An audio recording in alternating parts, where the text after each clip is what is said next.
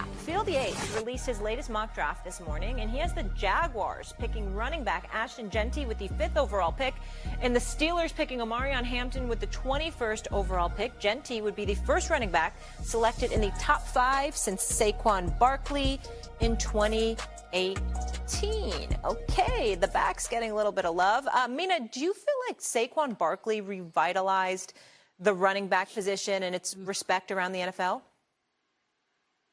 I think Sauqon Barkley is a good example, a model for why you shouldn't take a running back 5th overall there if you're Jacksonville.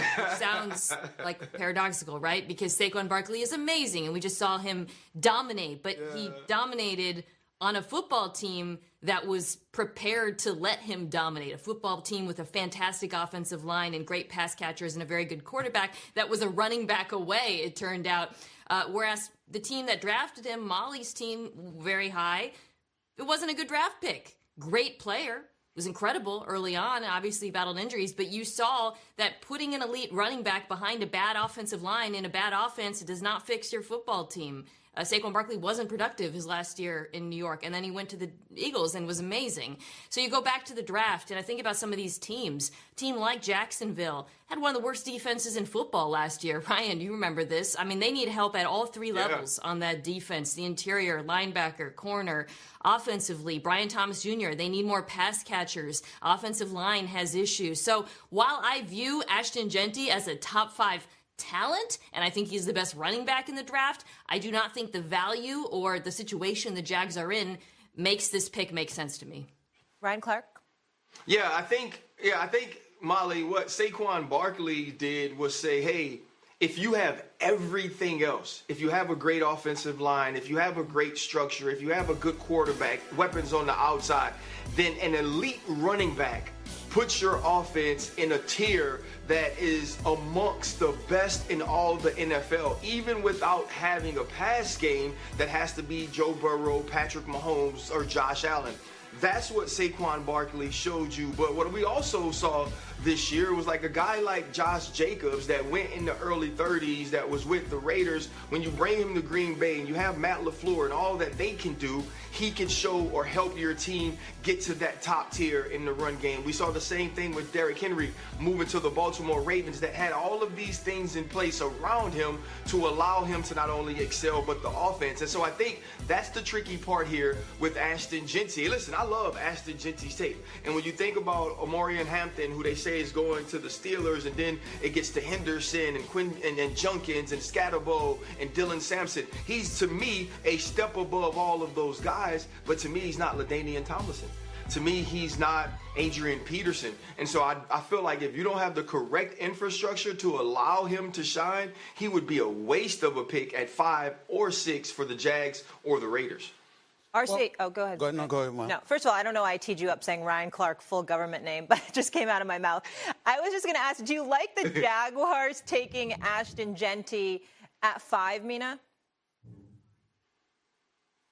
Do I like the Jags taking Jeanty at 5? Would you like no, that? No, I don't think they should. I'm with RC. I think that the Bears at 10 is where it starts to make a little bit of sense to me because of the investment that they've put in their offensive line this offseason. I have to tell y'all both. Yeah. No disagreement here. I'm just disappointed with all of y'all takes because I wanted them to ask y'all this question because I wanted y'all to go in a direction that neither of y'all went to. So I'm going to go there for you. You remember the name Austin Eckler? Yeah, Austin Eckler, running back for the Commanders, that used to be with the Chargers.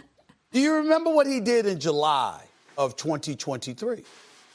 He organized a Zoom call where he wanted these players to hop on a Zoom call to discuss running backs, Sauqon Barkley, Josh Jacobs, a few others along with himself, and the treatment that they were receiving. You getting franchise tagged.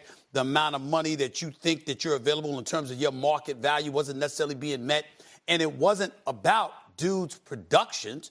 It was literally executives perceived as looking at dudes' birth certificates and saying, well, you know what, this is what you're not going to be. I mean, you don't have but so much time left. So because of that, you're not going to get but so much money. Do you remember how much money Derrick Henry got? how Jerry Jones sat up there and couldn't find $8 million to get for Derrick Henry. You understand what I'm saying? We look at even now a Rico Dowdle in Dallas that goes to Carolina. Why? Oh, my Lord, stop the presses, y'all. It was 1 year, $6 million. Jerry Jones couldn't keep him. So you had to go to Denver and get Javonte Williams for $3 million. I mean, it saved $3 million. I mean, my God, stop the presses, okay? And I'm saying to y'all, when I think about this, again, Jeanty could ball, and we get that part.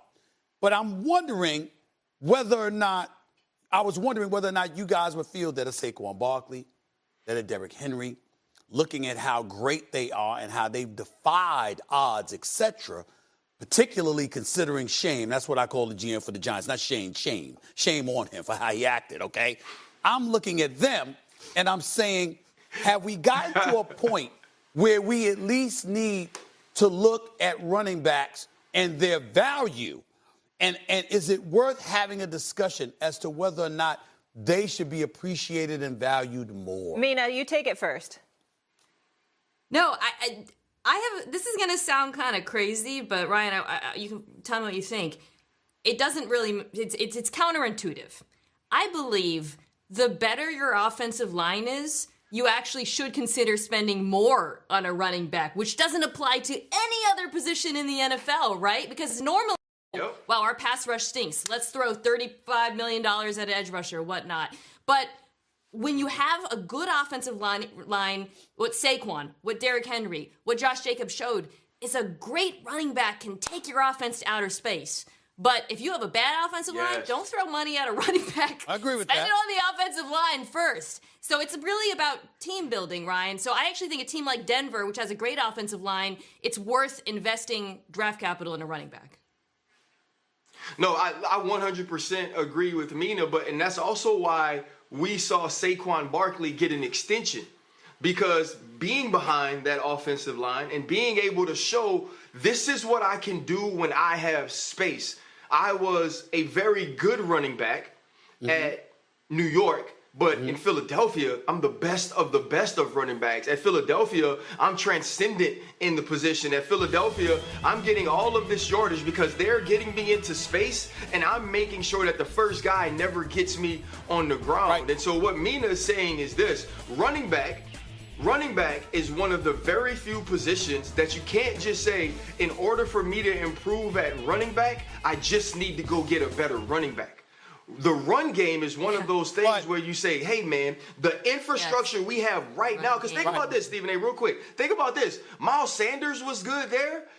Swift was good in Philadelphia. They knew they could run it, and then when they added Sauqon, it made it totally different. Right, but what I'm saying to the both of you, that's entirely different than the narrative that was out there, which forced Austin Eckler to take the position that he was taking. What they were saying was, okay, it wasn't teams passing up, like, this offensive line is not strong. Okay, a running back coming here is not going to help us but so much because we can't protect him, we can't create holes for him, we can't block for him. They weren't saying that. What they were saying was, well, you know what, you're about 28, 29 years of age. So guess what? You want a 3-year deal. Our numbers tell us, our data tells us you ain't going to be good enough in a year because of your birth certificate. That's what they were fighting, and that's what I'm talking about. What y'all broke down makes perfect sense. Nobody can refute that, but that's not what running backs were being told by NFL teams. Yeah. They were saying the dust on your birth certificate tells us you're going to be done, so we ain't making this investment because X, Y, and Z. That's a problem. And why do I bring that up? Because, Ryan, you talked about it earlier in the morning. We talked about it earlier today about Shedeur Sanders. The narratives that are put out there deviate from football analysis. Yeah. And it's affecting cats' wallets. Right. When are we going to put a stop to that? That's what I'm saying. Your point, I think, what you're saying, Stephen A., is like, no, some perceptions were changed. I do think, like, you're right. Dude, NFL GMs, they were looking at running backs like Leonardo DiCaprio, like, oh, you're 26, get out of here. Those free agents, I gotta get a new one. Actually, they still had a lot to give. Nina, you're hilarious. If you put them in the right situation, they could thrive. I do think that you can argue that